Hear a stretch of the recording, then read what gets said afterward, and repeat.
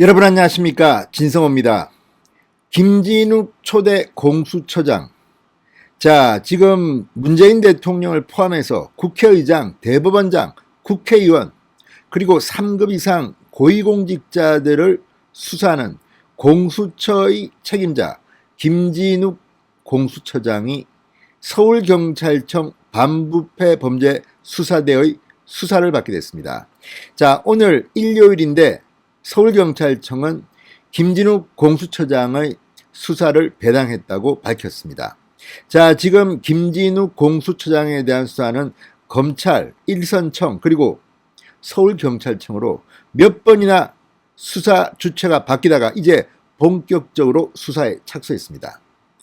두 가지 의미가 있습니다. 하나는 문재인 대통령이 고위공직자 부패 운운하면서 출범시켰던, 그리고 민주당이 패스트트랙에 이 법안을 올려서 몸싸움까지 하면서 통과시켰던 바로 그 공수처입니다. 그 공수처의 책임자가 출범과 함께 수사를 받게 됐다는 것은 아이러니한 일이 아닐 수 없습니다.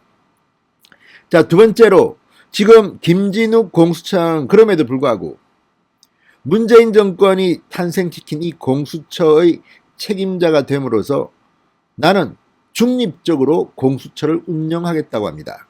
자, 그러자 공수처장인 김진욱의 약점을 하나 딱 쥐고 있는 셈입니다. 문재인 정권이. 그리고 검찰이 아니라 경찰을 통해서 일종의 약점을 잡고 압박을 가하려는 것은 아닙니까? 이런 걱정이 나오는 것도 사실입니다. 그러나 그 어떤 경우든 문재인 대통령은 망신을 당했습니다. 민주당 정권 전체가 망신을 당했습니다. 공수처, 이게 대한민국 공직사회를 깨끗하게 만든다고 했지만 국민들 중 많은 사람들은 믿지 않습니다. 그게 아니라 문재인 대통령 당신 퇴임 후가 걱정되니까 이걸 만들어서 다른 검찰이 수사하지 못하도록 하고 공수처가 안전하게 모시려는 것 아니냐, 이런 비판이 나왔습니다. 자, 이런 가운데 출범한 공수처가 그러나 민주당 뜻대로는 움직일 것 같지 않자 이제 공수처장을 경찰을 통해서 압박하느냐는 생각을 하는 사람들이 있습니다. 자, 어쨌든 재미있는 현상입니다. 공수처장이 경찰의 수사를 받게 됐다. 지금 김진욱 공수처장은 이 문제는 나 결백하다, 한번 붙자, 이렇게 얘기하고 있습니다. 자칫 잘못 섣불리 김진욱을 건드리다가 김진욱 화가 나서 발끈해서 그래 한번 해보자, 문재인 정권 사람들 다 잡아넣는다, 이렇게 나올 수도 있습니다. 자, 어떤 경우든 극단적인 경우니까 그렇게 될지 안 될지는 두고 봐야 하겠습니다만 서울경찰청이 김진욱 초대 공수처장을 수사하게 됐다는 것은 상당히 뜨거운 뉴스입니다. 진성호의 융단 폭격 시작합니다. 공수처를 융단 폭격합니다. 방송에 앞서 아직 진성호 방송에 구독자가 아니신 분들은 붉은색 구독 버튼 눌러주십시오. 더 좋은 방송으로 보답하겠습니다. 그리고 법이라는 것은 말입니다, 최악의 경우를 대비해야 합니다. 누차 말씀드리지만 공수처는 생겨서는 안 될 조직이었습니다. OECD 어느 국가에도 이런 괴물 같은 조직은 없습니다. 마치 중국의 공안을 연상시킵니다. 자, 그런데 어쨌든 출범을 했습니다. 그렇다면 사람이라도 좀 덜 친문적인 사람이 와야 하는데 김진욱은 친문은 아닙니다. 진보 성향도 아닌 것 같습니다. 제가 볼 때는 비교적 중립적인 인사입니다.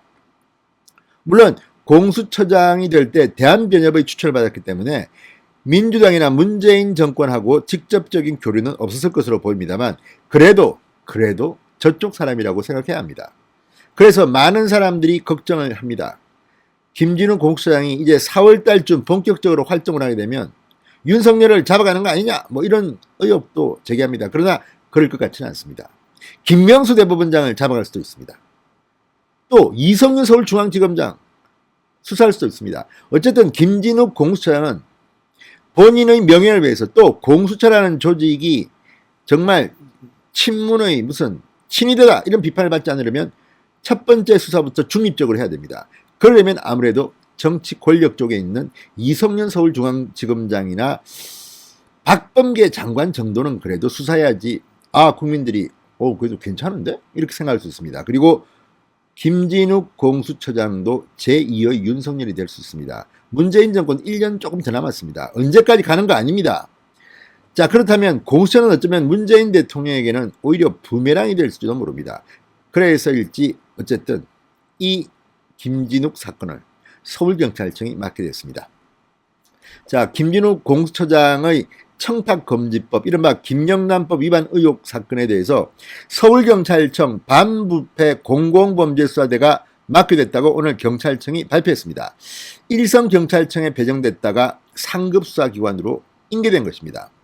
김 처장 의혹에 대한 고발 사건을 조사해온 서울 종로경찰서 관계자는 오늘 김 처장 고발건을 서울경찰청으로 인계했다고 밝혔습니다.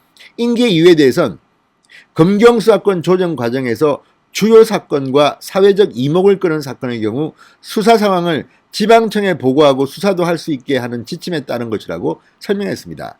실제로 이번 케이스는 이용구 법무부 차관 사건 수사 때문에 보입니다. 서초경찰서 지방청에서 수사를 잘못해서 논란했던 사건입니다. 사회적 이목을 끄는 사건은 그래서 서울경찰청 중앙으로 넘긴다는 겁니다.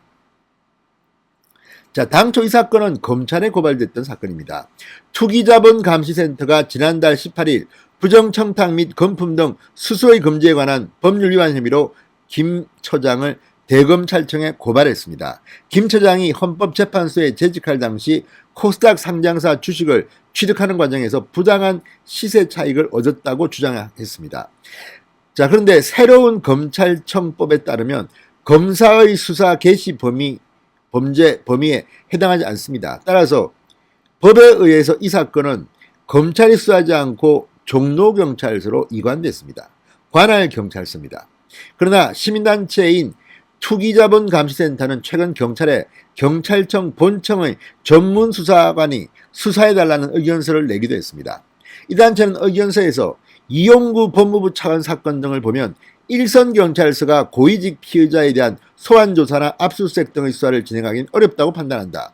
김 처장은 대통령이 임명한 고위인사이기 때문에 반드시 경찰청 본청 차원의 수사가 이루어져야 한다고 요구했습니다. 이 요구를 받아들인 모양새가 됐습니다. 자, 종로서는 이달 17일 투기자본감시센터 관계자를 고발인 자격으로 불러 조사한 바도 있습니다. 당시 단체는 종로서 앞에서 기자회견을 열고 김 처장이 보유한 미코바이오메드 주식 약 9,300여만 원 평가액입니다. 2017년 헌법재판소 재직 시절 나노바이오시스의 제3자 배정 유상증자에 참여해 시세보다 저렴하게 취득한 것이다. 그래서 김 처장은 약 476만 원의 차익을 얻었다고 주장했습니다. 자, 어쨌든 이를 자본시장법 위반 등등으로 해서 고발했습니다. 자, 김 처장 측은 지난달 19일 청문회에서 이 의혹에 대해서 해명을 했습니다. 당시 청문회장에 참고인으로 나온 김성우 미코바이오메드 대표는 유상증자를 하면 주식수가 불어나고 주가가 하락할 위험이 있기 때문에 상법에서는 10%가량 싸게 팔 수 있도록 한다. 그렇게 말했습니다. 아무튼 김 처장 이 사건, 물론 제가 볼 때는 심각한 사건은 아닙니다. 어떤 경우든 이 문제 때문에 김 처장이 구속되거나 할 것 같지는 않습니다. 그럼에도 불구하고 이 사건이 진행 중이라는 것은 문재인 대통령이 대외적으로 천명했던 공수처의 출범과 함께 공수처장이 경찰의 수사를 받겠다는 것 자체가 문재인 대통령에게는 망신일 수도 있습니다. 자, 어쨌든 대검찰청 이 사건 수사를 이 종로경찰서로 보냈고 종로경찰서는 다시 서울경찰청으로 보냈습니다. 자, 어떻게 될까요? 아무튼 문재인 정권이 그렇게 입이 닳도록 필요하다고 주장했던 공수처의 처장이 출범과 함께 경찰을 반부패 범죄수사대의 수사를 받고 있다. 이건 역시 망신스러운 일이 아닐 수 없습니다. 진성호의 융단 폭격이었습니다. 여러분 감사합니다.